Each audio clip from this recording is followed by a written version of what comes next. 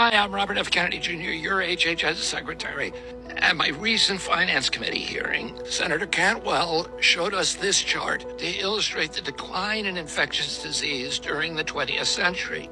The vaccine industry has long used this kind of chart as proof of the common claim that vaccines had saved hundreds of millions of American lives. The momentous 70% decline in mortalities in the United States and Western Europe from contagious diseases since 1900 marks one of the most monumental public health advances in all of human history.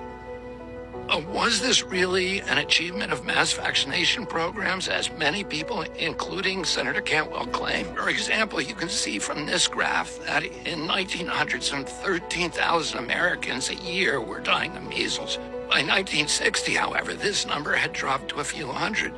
But the measles vaccine was not introduced until 3 years later.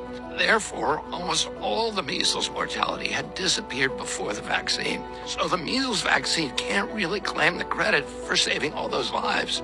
Hi, my name is Dr. Rubin, and I'm here to help you weed through RFK Jr.'s BS. That was a video that was funded with your taxpayer dollars that was over 7 minutes long, trying to take kernels of truth, cherry pick it, and manipulate the information to make you think that vaccines aren't as effective as they actually are. The original image from Senator Cantwell was not talking about mortality. It was talking about incidence. The number of cases after vaccines were introduced dropped dramatically. And when we talk about saving lives, we saved millions of lives globally around the world. We're not just talking about the United States here. And so when he goes through that video, he tries to sow doubt by saying, well, in these different diseases, everything dropped because of other things besides vaccines.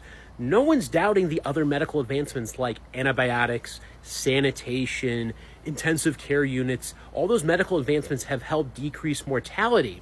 But vaccines have been extremely effective at reducing the incidence of various diseases, like we don't have smallpox anymore. We used to really not see measles. It was eliminated until recently. We're probably going to lose that elimination status soon if we're not able to get things under control. But many of these diseases also went away because they were waterborne, like cholera as an example. So we don't have a vaccine for that because you don't need one if you have proper sanitation. But for airborne diseases, we have vaccines that can help reduce the number of cases. For influenza and COVID-19 that mutate rapidly, it's hard to keep that in check, but it still has been saving lives, reducing the number of cases, and risk of severe disease.